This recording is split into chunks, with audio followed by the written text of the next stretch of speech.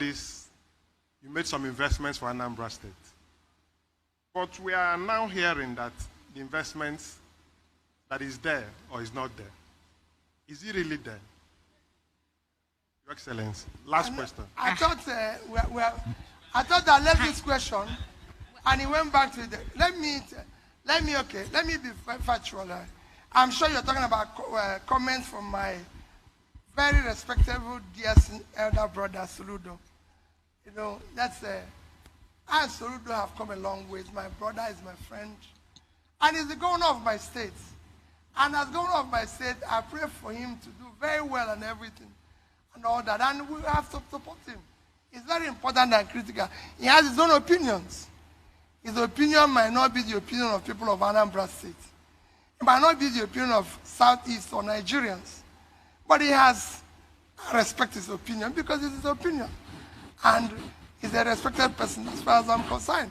And he's my governor. But in a clarification so that people can understand. The investment I did in Anambra State was, before I talk about investment, the only measure of development while I was governor was Millennium Development Goals. It is Millennium Development Goals that India, China, Vietnam mainstreamed into their development agenda. For China, they used it to pull 439 million people out of poverty between the year 2000 and year 2015. India, within this period, put 276 million out of poverty. And Vietnam did almost 40 to 50 million out of poverty. And these are records you go and check. I became governor in 2006, was impeached end of 2006, came back. One of my greatest supporters today is one of my good supporters, the ex-president of Nigeria. One of the reasons why he's supporting me is that when they said I should give people money for me not to be impeached, I said, no, I can't pay people for doing the wrong thing. I would rather go. But I came back. So, for me, the measure, they started MDG in 2000, but after my impeachment, I came back in 2007, started implementing MDG.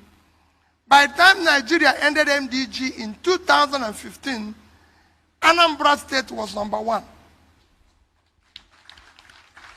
The person in charge of pulling people out of poverty in Nigeria is a man called Dr. Magnus Pakov. Go and ask him. I have a certificate for being #1. He's still alive. Go to Ministry of Department of Statistics. I was the first governor to do statistical record of poverty. I won a prize from Federal Ministry of Works for having the best road network. You can go to people in Anambra State. I was #1 when I started. We are number 26 and 27 in Wayaka and Neko. By the time I left, we are #1. I won the Gates Prize for health. I can go on and say this is what we achieved. But I said the overall measure is MDG. I was #1. The people who were doing it then was Amina, who is now in United Nations. I was even invited to United Nations to share my experience. And so many things. And collectively, the day I left office, I was not owing any contractor who have executed his job. And these are not owing for any job that a contract we awarded. But you can only pay when job is executed. I'm not owing any contractor who have executed his job. I'm not owing any supplier who has supplied anything. I'm not owing one. Examples are people like Innocent, Xerox computer. I paid Xerox. We bought the highest amount of computer ever bought by a government in Africa. They are there. HP will tell you the same thing. I paid them 6 months up front before they supplied it to our schools. I paid in nursing 1 year before I delivered any car. You can go, this is and it's on tape, so you can go and verify all this. Above this, I decided from day one that we must have a savings as a state, and we must save at least 10% of my total receipts by the time I will leave government. Total money I received while I was governor, Anambra State received, whether it's local government, whether it's state, whether it's our local revenue, IGR, everything was about 500 and something billion naira, out of which they are left office. We had in savings 75 billion naira.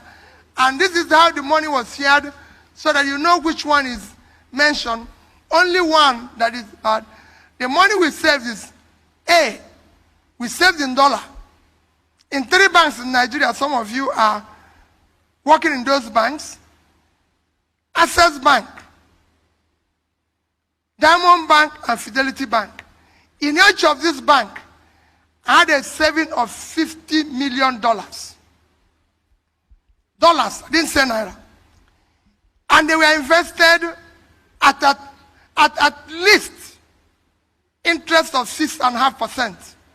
If you calculate it today, as at that time, it was equivalent of 25 billion, because there were 150 something, 160.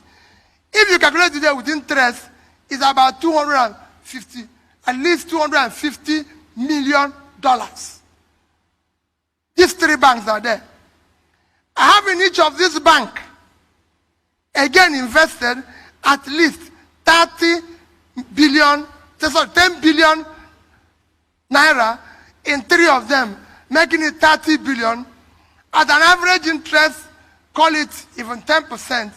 If you calculate it, that money today would have been about 60 billion. Remember, what I left is 75 as I calculated then. So then the third one is investment I did in various companies. NIPP, we have $59 million in it. The one that they're saying is worthless is that we invested 3.5 billion in international breweries. International breweries is what you can call a global company. It's a part of AB InBev, which is the biggest brewer in the whole world.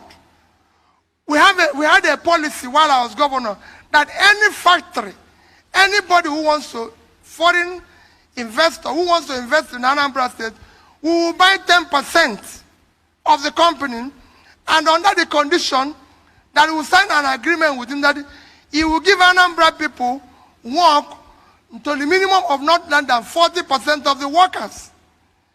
They built a facility in Anambra State. That facility is there today, employing directly and indirectly over 10,000 Anambrarians. They've been one of the highest revenue source for the state. Even some of their waste, the biggest piggery we have in Anambra State, collects waste from them. There's so many things that company have done in terms of helping the state, transporters, this, that, and everything. The shares was at a time being sold at 50 naira.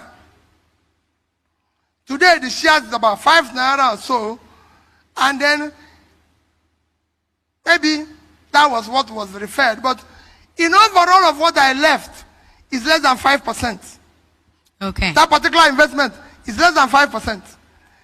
So if you calculate what I left 75 billion. If you go and sell the dollars today, even at 600, it's 150 billion. Plus 60 billion of the naira is 210 billion. Even if that one is wasted, 3 times what I invested is still there.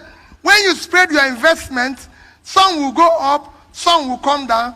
But overall, the company is still there. The company is still doing well. It's still part of a global chain and everything. I needed to explain it, not because I'm defending comment by my brother. My brother is the brother. I remains my brother. We're very close. remain prayerful for him. For other things which I didn't succeed, God has given him opportunity to do it and succeed. For me, yes. So if there's anything pending, governance, you don't finish. People are still in government in America. So you stop where you stop. Other people will continue from there. I don't look back. He's the governor of my state. I'll always, he's my senior brother. He's even more intelligent because he's a professor. I'm a trader. So he knows more. So he will be able to do things better than I'm doing it. You know, I've done my little own as a trader. Now the professor is there. He will do his own as a professor. The schools that didn't roof, he will roof them. That's how government goes. Another person comes, do his own. But let us think about, finally, like I tell you people, for those of you who are, just please get involved. All of us are going to tell you a good story. All of us are going to say the same thing there. But it's who can we trust? Even in this one they're talking about me, some said he kept money and he did nothing. I said, even in the Bible, the man said, since you know I know, why didn't you keep my money for saving? If everybody who has passed through Nigeria, who did nothing, kept money, are we going to be in problem now? We would have had the money to do something. At least I kept the money. But in this one, I did something and I took money. Next year's election, please, I'm begging all of you, should not be based on ethnicity. Don't ever do it. The Yorubas don't buy bread cheaper. Neither do Hausas or Northerners buy bread cheaper. The Southwest people don't buy bread cheaper. Igbos don't buy bread cheaper. Let nobody tell you about ethnicity. Everybody's suffering. Do not do it because of religion. No religion buys anything cheaper. No, there's no religion that have uninterrupted electricity. I said everywhere I go, Central Mosque in London, the land was donated by the Queen. The Queen is not a Muslim. That land is worth over $500 million. What? $1 billion. He gave it to them free. If you go to Dubai, I'm a Catholic. The Catholic church in Dubai, the land and the church was built by Emir of Dubai. He donated the land, built it. It's only here that people tell you about religion. If you know people, any church, they buy anything cheaper. Show me, I'll start going there to buy the thing. So let nobody give us the excuse. And it's nobody's turn. It is turn of Nigerians to take back their country. So let nobody say it's his turn. No, it is their turn. They must take back their country. So next year's election must be on character we can trust. If you say you're not corrupt, nobody is a saint. I'm not. I've never claimed to be. And I don't know everything. The little I know, I've tried. You know. But if you say you're not going to fight corruption, let's know where you passed through. How much did you live there? How much was missing? At least today I've said we are left $150 million. Left 30 billion naira. Let other people come and show where they left their own. I've said, go to Anambra State. If you see a piece of land allocated to P2B, directly or indirectly, or the wife or anybody, come, I'll stop campaigning. So I say I'll fight corruption head on because I've experimented it somewhere. I want you people who are not the employers to explain it very well. Next year's election must be character we can trust. It must be based on competence. It must be based on capacity and commitment to do the right thing. And remember, this job requires physical and mental energy to do it. We don't want people telling us this thing. Thank you and God bless you. Thank you very much.